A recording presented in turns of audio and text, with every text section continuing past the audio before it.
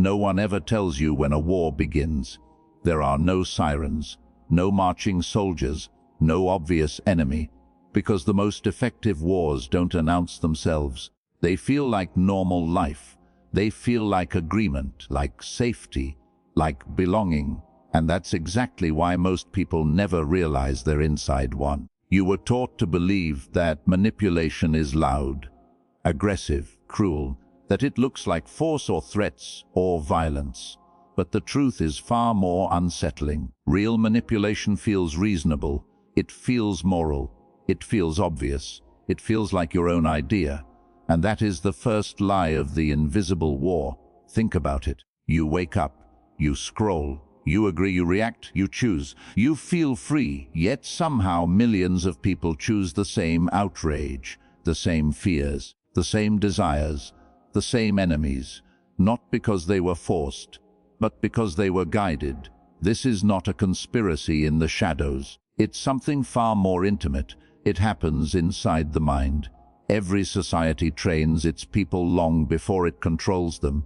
It teaches what is normal, what is acceptable, what is dangerous, what is moral, not through commands, but through repetition, stories, rewards, punishments, silence. Over time, these signals become invisible. And once they're invisible, they become unquestionable. That's when obedience stops feeling like obedience and starts feeling like virtue. History is filled with people who believed they were choosing freely, while walking precisely where power wanted them to go. Empires didn't survive by terror alone. Religions didn't spread by force alone. Ideologies didn't dominate by violence alone. They survived because people internalized them. They defended them. They enforced them on others. They mistook loyalty for goodness. And those who obeyed most faithfully often believed they were the most righteous. Here's the uncomfortable truth. The most manipulated people are not the weakest. They are the ones who never question the rules, because the rules feel right. They confuse conformity with morality, compliance with goodness, obedience with intelligence, and when the system no longer needs them, they are shocked. Look around. Every era has its scapegoats. Every system eventually discards its most obedient servants, not because they were disloyal, but because obedience was never meant to protect individuals. It was meant to protect structures, and structures do not feel gratitude, they feel utility.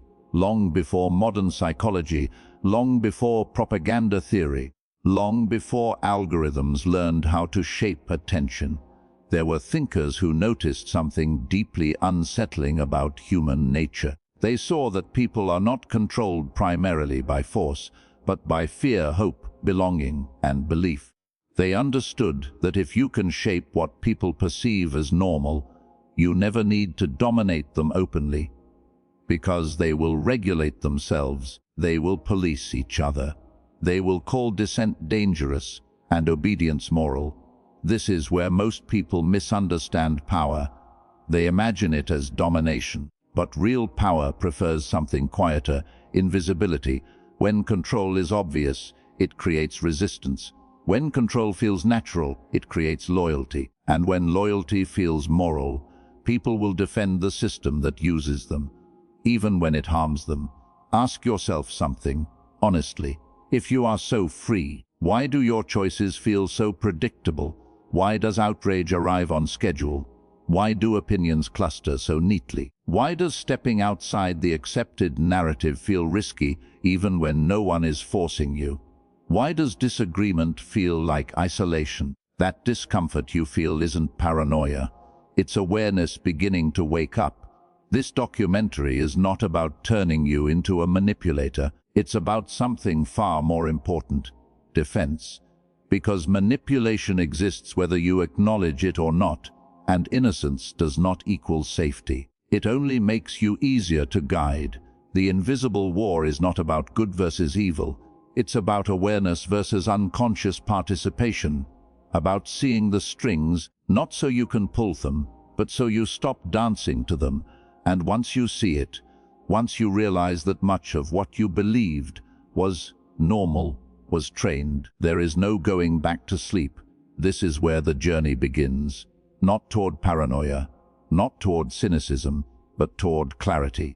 Because the moment you understand how power actually works is the moment it begins to lose its grip on you. History has a habit of turning uncomfortable truth tellers into monsters, not because they were cruel, but because they were accurate.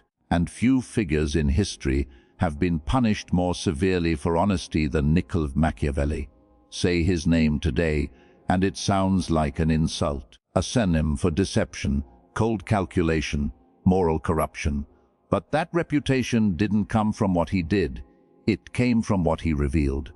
To understand Machiavelli, you must first understand his world. Renaissance Italy was not the romantic land of art and poetry we imagine. It was a fractured battlefield of city-states: Florence, Milan, Venice, Rome, each ruled by fragile alliances and permanent suspicion. Power changed hands overnight. Friends became traitors by morning. Mercenary armies sold loyalty to the highest bidder. Foreign empires invaded whenever weakness appeared. This was not a world where virtue protected you. It was a world where naivety killed you, and Machiavelli lived at the center of it. He wasn't a king. He wasn't a general. He was a civil servant, a diplomat sent into rooms where lies were currency, where smiles concealed daggers, where rulers spoke of morality while preparing betrayal. And over years of observation, Machiavelli noticed something terrifying. Power did not behave the way people said it did. It behaved the way people were afraid to admit. Rulers preached virtue, but rewarded effectiveness. Laws spoke of justice, but bent to survival. Public morality was performed, while private decisions were ruthless. And the greatest danger was not evil leaders. It was honest people who believed comforting myths. So Machiavelli did something unforgivable. He wrote it down. The Prince was not a guidebook for cruelty. It was an autopsy, a clinical examination of how power actually functions when ideals collapse. Machiavelli did not say rulers should deceive. He said rulers do deceive, and pretending otherwise makes you vulnerable. He did not celebrate manipulation. He exposed its mechanics, and that is why society hated him. Because societies depend on illusion. They need people to believe power is moral, that leaders are virtuous, that obedience is rewarded. Illusions stabilize systems, truth destabilizes them. When someone names the manipulation, when they explain the game, they threaten not just rulers, but the psychological comfort of the obedient. And that makes them dangerous. So Machiavelli was turned into a villain, not by history, but by those who needed his insights buried. If people understood how power really worked, they might stop trusting appearances. They might stop obeying out of habit. They might become harder to control. This is why every generation attacks its realists. Not because they are wrong, but because they remove anesthesia. They force you to feel the world as it is. And reality is far less gentle than ideology. Machiavelli didn't invent manipulation. He named it. He didn't corrupt rulers. He held up a mirror, and people hated their reflection. Because once you see how incentives shape behavior, how fear overrides virtue, how loyalty dissolves under pressure, you can't unsee it. This is why his work still unsettles us, not because it encourages cruelty, but because it strips away comforting lies about human nature. It tells us that goodness alone does not protect you, that intentions do not outweigh outcomes, that power respects awareness, not innocence, and that is deeply uncomfortable. Machiavelli was not a teacher of cruelty. He was a diagnostician of reality, a warning label on human behavior, and the warning was simple. If you believe power is guided by morality alone, you will always lose to those who understand how it truly works. Machiavelli didn't corrupt the world. He described it without anesthesia. Manipulation doesn't begin with lies. It begins with pressure, because the human mind is not designed to seek truth at all costs. It is designed to survive, and survival changes everything. Under calm conditions, we like to believe we are rational, ethical, independent thinkers, but introduce fear, scarcity, social threat, and the brain shifts modes, quietly, automatically, without asking your permission. This is where manipulation lives, not in weakness but in biology. Neuroscience tells us that under stress, the brain's ancient systems take control. The amygdala, your threat detector, lights up. Cortisol floods the bloodstream. Attention narrows. In this state, logic becomes expensive, nuance disappears. You don't ask, is this true? You ask, is this safe? And whoever defines safe controls you. This is why fear has always been power's favorite tool. Empires did not rule by constant violence. That was inefficient. They ruled by shaping perception of danger. Who is the enemy? What is unacceptable? Which ideas are unsafe? Fear doesn't need to be real. It only needs to be believable. But fear is only one door. Desire is another. The brain's reward system is older than reason. Dopamine doesn't care about truth. It cares about anticipation, promise, status, belonging, meaning, and the mind leans forward. Critical thinking weakens. People don't ask, who benefits? They ask, how do I get in? This is how cults recruit, how propaganda seduces, how movements grow faster than reflection. Belonging may be the most powerful lever of all. For most of human history, exclusion meant death. So the brain treats social rejection like physical pain. Neuroscience confirms it. The same circuits light up, which means disagreeing with your group, challenging its narratives, feels dangerous, not just uncomfortable. And manipulation exploits this relentlessly. Notice how often truth is framed as betrayal. How could you question this? Why are you helping the enemy? What kind of person thinks that way? These are not arguments. They are social threats. And they work because the mind would rather be wrong together than right alone. Then there is status, the quiet anxiety of rank. Who is respected? Who is visible? Who is ignored? Status anxiety bends ethics more effectively than greed. People will defend ideas they privately doubt, attack people they privately agree with, remain silent when they should speak, all to protect position, not power placement.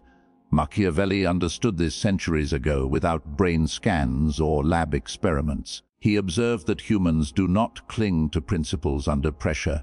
They adapt. They rationalize. They follow incentives, which is why morality functions best in stable environments. When food is secure, when identity is safe, when belonging is unquestioned, remove stability and morality becomes negotiable. This is why revolutions rarely look moral while unfolding, why propaganda thrives in crisis, why outrage spreads faster than understanding, why emotional narratives outperform factual ones. Not because people are evil, but because they are human. Modern media has learned this lesson well. Outrage keeps attention, fear drives engagement, belonging fuels loyalty. Algorithms do not reward truth, they reward reaction, and reaction lives in emotion, not reason, which means the more emotionally reactive you are, the easier you are to steer. This leads to an uncomfortable realization. Your strongest emotions are not strengths, they are entry points. Anger, fear, desire, moral outrage. These feelings feel powerful, but they also make you predictable. And predictability is the raw material of control. Machiavelli never argued for emotional coldness. He argued for emotional awareness, because those who cannot regulate themselves will always be regulated by others. Not through force, through triggers. This is the shift the documentary demands of you. Not to suppress emotion, but to understand it. To ask, why do I feel this right now? Who benefits from this reaction? What happens if I pause? That pause is where manipulation breaks, because power does not fear intelligence. It fears composure. The person who does not panic, does not rush, does not follow emotional cues blindly, that person becomes harder to move, harder to herd, harder to use. This is not cynicism, it is mental self-defense. And in a world engineered to press your emotional buttons, self-defense is not cruelty, it is clarity. Once you understand how pressure rewires the mind, you stop mistaking emotional intensity for truth, and that is where manipulation begins to lose its grip. Lesson 1. If you react emotionally, you are already controlled. There is a moment, barely noticeable, when control changes hands. It doesn't happen when someone shouts at you, or threatens you, or forces you. It happens the instant you react. Because the moment emotion takes the wheel, someone else can choose the destination. We are taught to believe that strong emotions are signs of strength. Anger means conviction. Outrage means morality. Attachment means loyalty. But power understands something more unsettling. Emotion does not make you powerful. It makes you predictable, and predictability is the currency of manipulation. Watch how easily this works. A headline provokes outrage, and millions react the same way at the same time. A social cue triggers fear of exclusion, and behavior shifts instantly. A symbol, a phrase, a scandal, and entire populations move in unison. Not because they are stupid, but because they are emotional, and emotion collapses choice. Machiavelli understood this long before neuroscience gave it language. He observed that rulers rarely needed to dominate people physically. They only needed to provoke them. Fear makes people obedient. Anger makes them reckless. Hope makes them patient. Attachment makes them blind. And the most dangerous state of all, moral panic. Because when people believe they are morally justified, they stop questioning themselves. Stoic philosophers warned of this centuries earlier. They did not preach indifference, they preached control. Marcus Aurelius wrote that if something external disturbs you, the disturbance is not caused by the thing itself, but by your judgment of it. That judgment is where power sneaks in. Modern behavioral science confirms it. Under emotional arousal, the brain shortcuts. The prefrontal cortex, responsible for reasoning, goes quiet. The limbic system takes over. You don't analyze, you react. You don't choose, you respond. And whoever can reliably trigger that response. This is why outrage culture is so effective. Outrage feels righteous, urgent, necessary. But outrage also narrows attention. It simplifies complex realities into villains and heroes. It rewards speed over reflection. It punishes hesitation, which makes outrage incredibly easy to steer. Institutions understand this. Media understands this. So do manipulators in everyday life. They don't argue with you. They activate you. They push emotional buttons until you stop thinking, then guide the reaction. Machiavelli's insight was brutally simple. If you can control someone's emotional state, you don't need to control their actions. They will do it themselves. This is why detachment terrifies power. Detachment breaks the chain. Not coldness, not apathy, but the ability to pause, to feel an emotion without becoming it. To ask, why do I feel this right now? Who benefits from this reaction? What happens if I don't respond immediately? That pause is lethal to manipulation. Detachment is often misunderstood as weakness. In reality, it is restraint under pressure, the calm negotiator, the unprovoked leader, the person who doesn't take the bait. These individuals are hard to move, hard to predict, hard to use. Machiavelli never praised emotional cruelty, he praised emotional discipline. Because those who cannot regulate themselves will always be regulated by others, through fear, through praise, through outrage, through shame.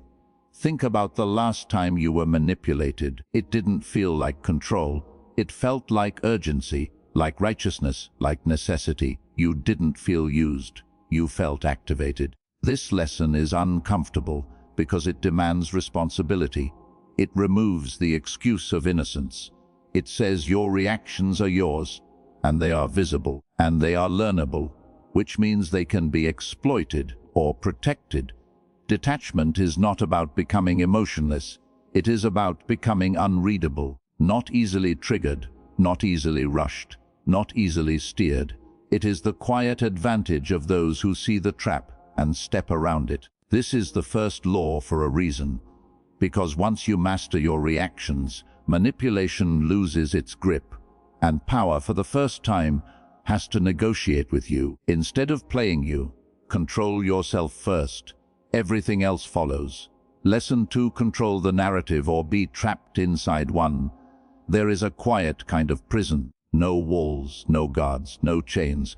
Just a story that everyone agrees to believe, and once you are placed inside it, facts stop mattering. History rarely remembers what happened. It remembers what people believed happened. Empires rose not because they were truthful, but because they were convincing. Reputations were destroyed not because someone was guilty, but because a narrative took hold faster than the truth could defend itself. And Machiavelli saw this with unsettling clarity. Power, he realized, does not live in reality. It lives in perception. Consider how rarely truth wins on its own. Truth is slow, messy, nuanced. Belief is fast, clean, emotional. Belief spreads because it feels right, not because it is right. And once belief hardens, correction sounds like excuse. This is why Machiavelli warned rulers about appearances, not because truth was irrelevant, but because truth, unprotected by narrative, is fragile. He observed that people judge first by what they see, and only later, if ever, by what is real. Which means whoever frames the story first sets the battlefield. Silence in this context becomes a weapon, not the silence of weakness, but the silence of timing.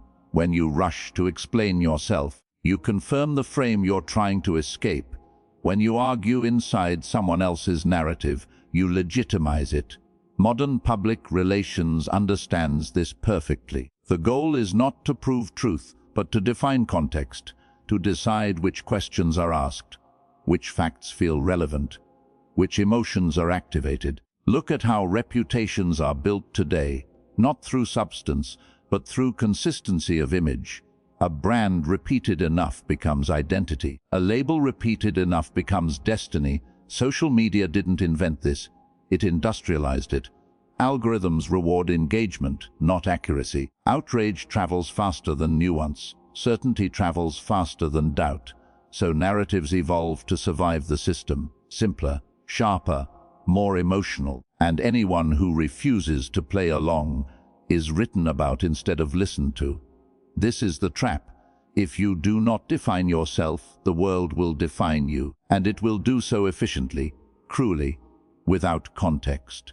Machiavelli understood that explaining yourself endlessly is a losing strategy. Those in power rarely clarify. They frame. They let ambiguity work in their favor. They allow others to speculate, because speculation creates distance from direct attack. Defensiveness signals weakness. Narrative control signals confidence. This does not mean lying. It means understanding that truth without framing is naked, and naked things do not survive hostile environments. Modern society calls this manipulation, but power has always called it survival. Every institution does it. Every movement does it. Every individual with influence does it, consciously or not. The only difference is awareness. Think about the last time you were misunderstood. You tried to correct the details, but the story had already decided who you were. That helplessness, that is narrative entrapment. Machiavelli's lesson here is ruthless, but defensive. If you allow others to name you, they also control how you are treated. If you allow others to define your motives, they decide your guilt. And once belief hardens, facts arrive too late. Narrative control is not about domination. It is about not being dominated, about understanding that in a world of spectators, perception becomes reality, whether you like it or not. The uncomfortable truth is this: you are already inside narratives, about success, about morality, about who deserves influence. The question is not whether stories shape your life. The question is, are you telling yours, or are you trapped inside someone else's? Because once a narrative closes around you, escaping it is far harder than shaping it in the first place. Lesson 3: Transparency protects observers, not you. We live in an age that worships transparency. Say everything. Share everything. Explain yourself completely. We are told that openness is honesty and honesty is safety. But Machiavelli saw something most people still refuse to accept. Transparency does not protect the speaker. It protects the observer. Every secret you reveal creates asymmetry, not because others are evil, but because information is never neutral. Once spoken, it stops belonging to you. It becomes material. In espionage, silence is survival. Spies don't die because they lie too much. They die because they reveal too early. A casual detail, an unnecessary explanation, a truth offered to the wrong audience, and suddenly intent becomes predictable. Predictability is fatal. Machiavelli warned rulers against excessive disclosure for this exact reason. Not because secrecy is immoral, but because disclosure changes the balance of power. When others know what you want, they no longer need to guess, and guessing is the only moment where you have leverage. Negotiation psychology reveals the same pattern. The first person to reveal their bottom line loses flexibility.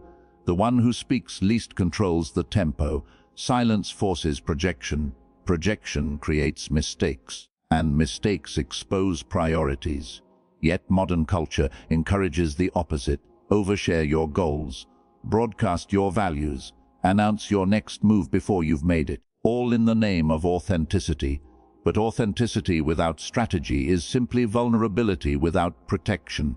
Consider how often transparency is demanded, but rarely reciprocated. Corporations demand honesty from employees. Governments demand openness from citizens. Platforms demand disclosure from users, but power itself remains opaque. That imbalance is not accidental. Because transparency is a one-way mirror, you are seen clearly. The system remains hidden. Social dynamics follow the same rule. When you reveal your intentions too early, you invite interference. Some will sabotage, some will compete, some will subtly redirect you while pretending to support you, not out of malice, out of incentive. Machiavelli understood that people respond not to who you are, but to how your actions affect their position. When your intentions are known, others can align against them. When your intentions are unclear, they must wait, and waiting weakens opposition. This is why mystery attracts attention, not because it deceives, but because it resists control. What cannot be predicted cannot be easily managed. Strategic silence is not lying, it is timing. It is choosing when truth becomes useful, because truth delivered at the wrong moment becomes ammunition. Modern social media culture treats silence as guilt. If you don't explain immediately, people assume the worst. This pressure is deliberate. It forces premature disclosure before facts settle, before emotions cool, and once spoken in panic, words cannot be retrieved. Information is irreversible.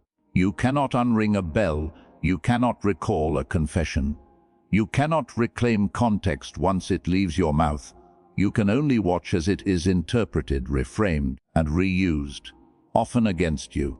Machiavelli's insight here is brutally simple. The more you explain, the more surface area you give others to attack. Power does not rush to be understood. It allows understanding to arrive after outcomes are secured. Think carefully about who benefits from your openness, who gains leverage from your clarity, who feels safer once your plans are known. Mystery does not repel people, it draws them closer, but on your terms. It forces others to reveal themselves first, their questions, their assumptions, their intentions. Silence becomes a filter.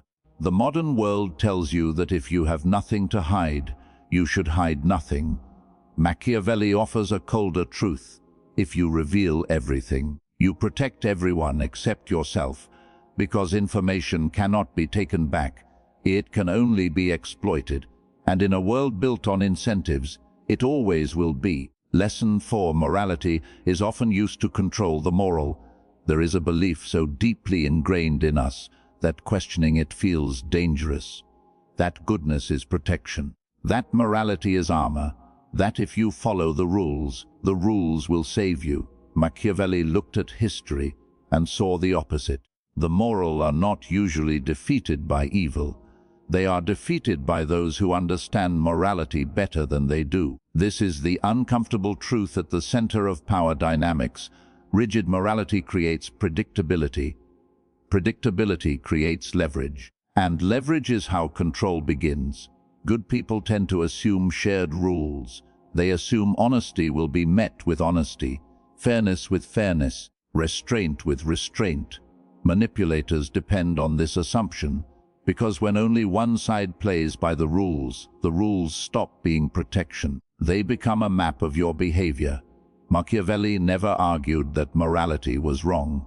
He argued that morality without awareness was dangerous, because power does not reward purity, it rewards adaptability. Look at how often morality is used not to restrain the powerful, but to discipline the compliant. Be patient, be civil, be understanding, don't stoop to their level.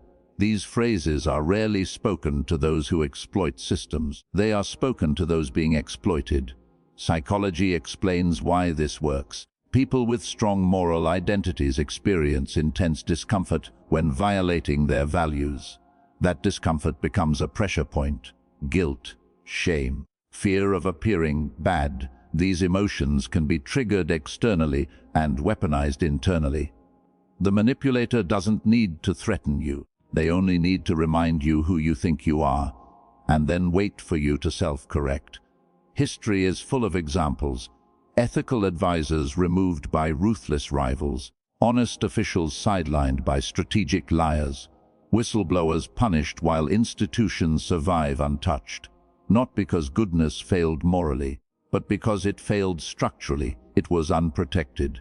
Machiavelli observed that systems do not punish evil. They punish ineffectiveness, and weakness often hides behind virtue, not because virtue is weak, but because it is predictable.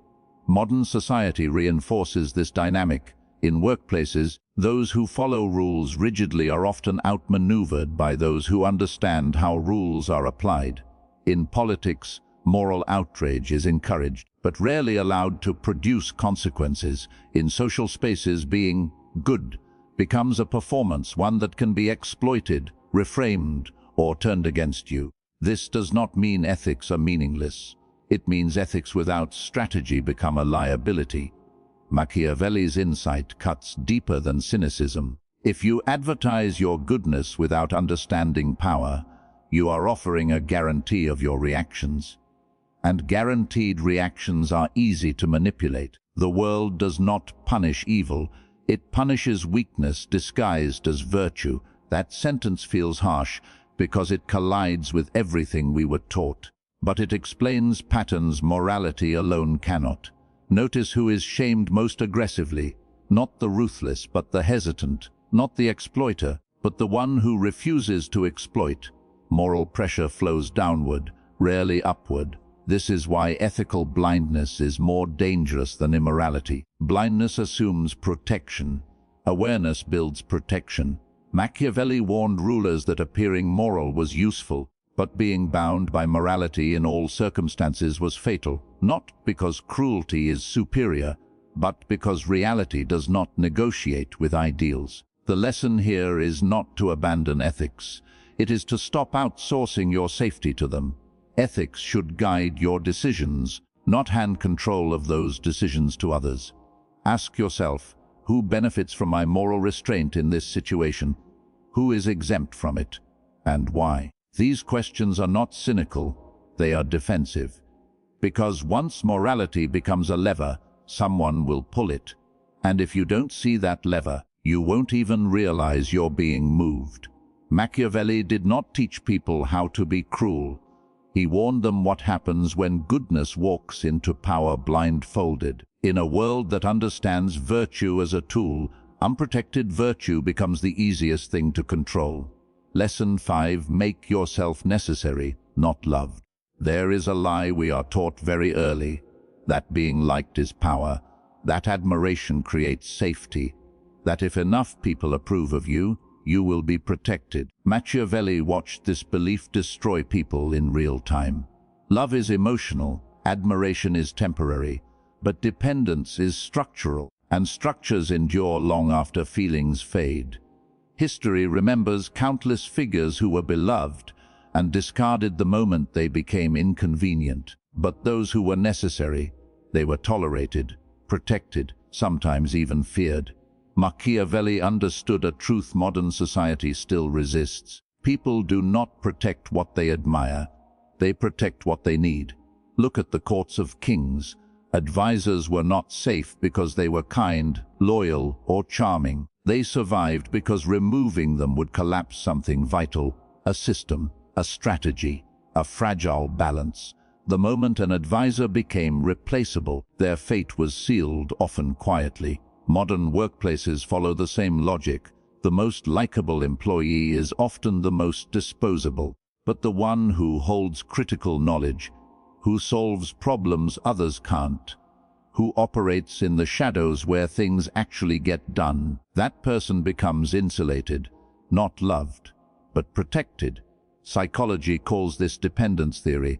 When people rely on you for outcomes they care about, your value stops being emotional. It becomes practical, and practical value is far harder to discard. Scarcity amplifies this effect. If your skills are common, admiration is enough. If your skills are rare, admiration becomes irrelevant.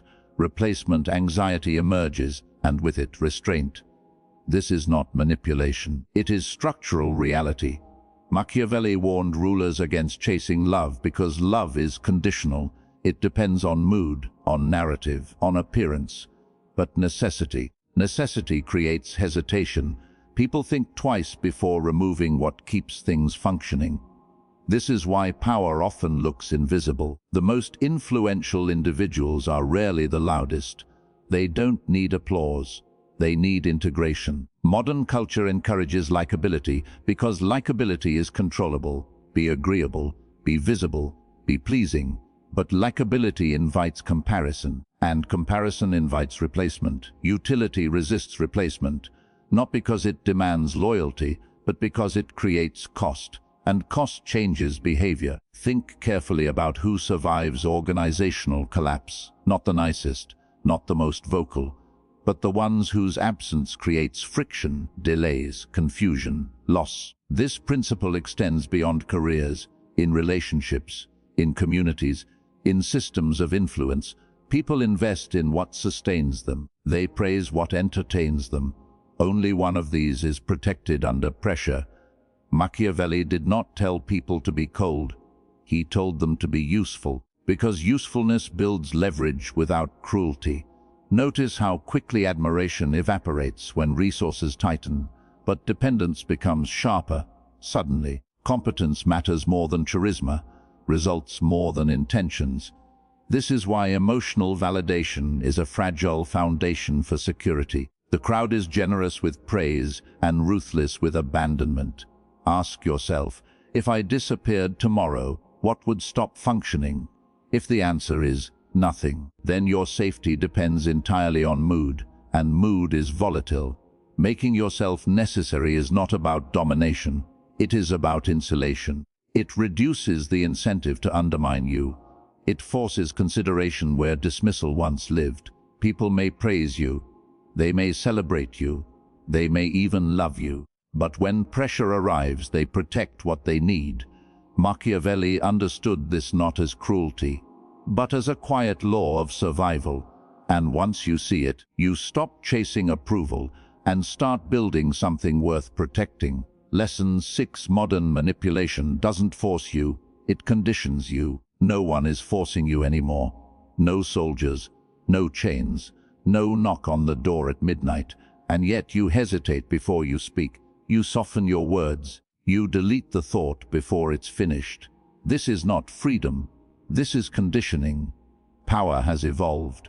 It learned something Machiavelli understood centuries ago. The most efficient control does not feel like control. It feels like choice. In the digital age, power no longer needs to silence dissent. It only needs to make dissent expensive, not illegal, just costly. Costly to your reputation, to your visibility, to your livelihood, to your sense of belonging. Algorithms do not argue with you. They do something far more effective. They reward conformity and starve deviation. Every like is a micro-incentive, every share a signal, every silence a warning. Over time, your behavior adjusts, not because anyone ordered you to change, but because your nervous system learned what gets punished.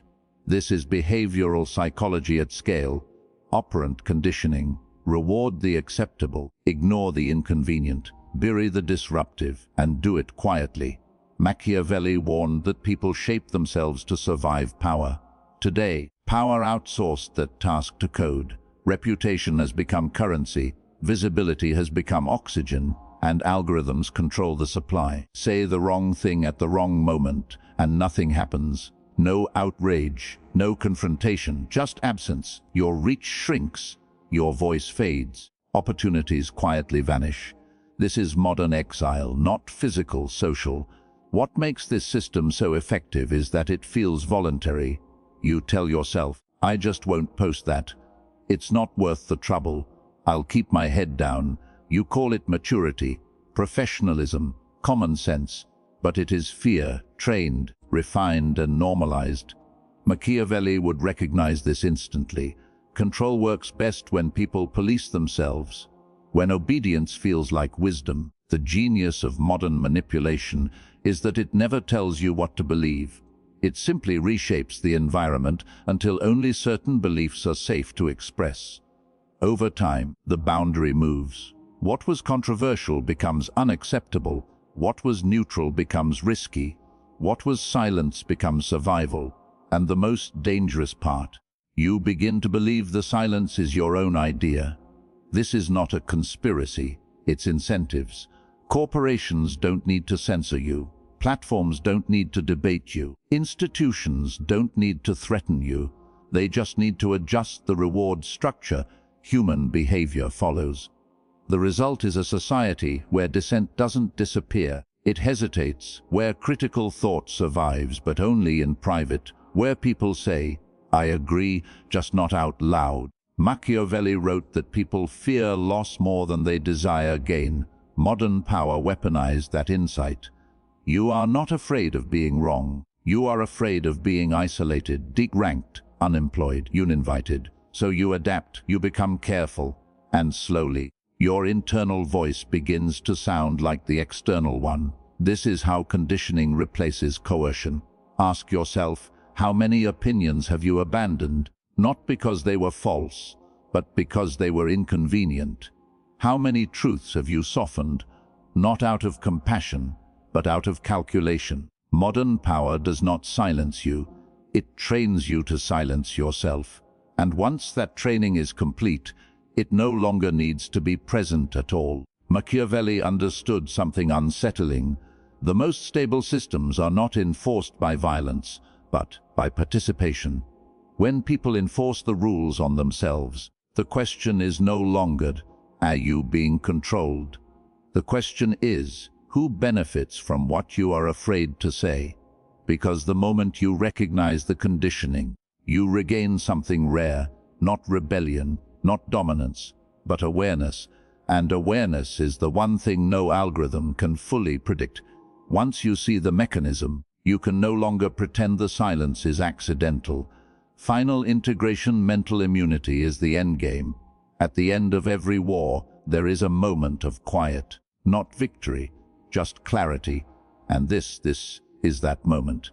If this story has done its job, you no longer see manipulation as something rare, evil. You see it as ambient incentives, narratives, fears, rewards, always present, always shaping, whether you believe in it or not. This is where Machiavelli has been misunderstood for 5 centuries. He was never writing a handbook for tyrants. He was writing a field manual for reality, a warning disguised as realism. Machiavelli did not believe humans were evil. He believed they were adaptive, and adaptation under pressure does not look like virtue. It looks like survival. The most dangerous lie modern society tells is this: if you are good, you will be safe. History disagrees. Psychology disagrees. Reality disagrees. Innocence does not equal protection. Ignorance does not equal purity, and refusing to see manipulation does not make you immune to it. It makes you vulnerable. That is why Machiavelli was hated, not because he encouraged cruelty, but because he removed comfort. He stripped away the fantasy that power plays fair. Throughout this documentary, one idea has quietly repeated itself. The goal is not to dominate others. The goal is to stop being dominated unconsciously. Mental immunity, not moral superiority, not control, not manipulation, awareness. To be unmanipulatable is not to be emotionless. It is to recognize when emotion is being used, to pause where others react, to question where others comply, to notice incentives before adopting beliefs. It means understanding that outrage is often bait, that moral language is often leverage, that urgency is rarely neutral. Machiavelli understood something deeply uncomfortable. Power does not announce itself. It hides behind necessity, behind safety, behind order, behind the greater good. Mental immunity begins when you stop asking, "Is this right or wrong?" and start asking, "Who benefits if I believe this?" Not to reject everything, but to examine everything.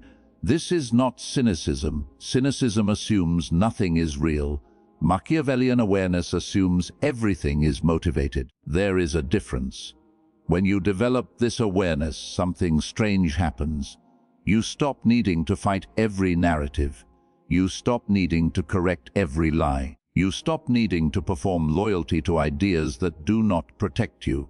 You become harder to predict, and unpredictability is freedom. Modern manipulation thrives on reflex, on speed, on immediacy, on emotional automation. Mental immunity introduces delay, a moment of silence between stimulus and response, and in that silence, power loses its grip.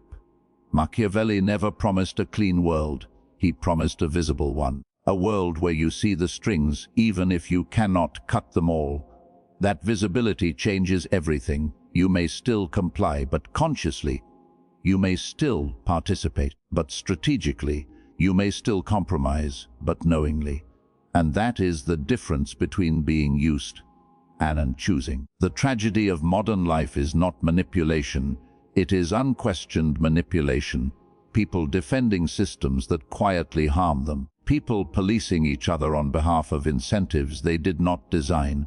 People confusing moral noise for moral clarity. Mental immunity is stepping outside that noise. Even briefly, this is why Machiavelli endures.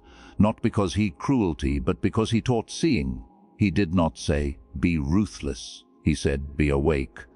And now, that responsibility shifts to you, not to become powerful over others, but to become difficult to control. Because once you see the game, you cannot unsee it. So here is the only question that matters now. Now that you recognize the incentives, the narratives, the emotional traps. Will you keep pretending they aren't real, or will you move through the world with eyes open, mind steady, and agency intact? Because the most dangerous manipulation is the one you agree to without noticing.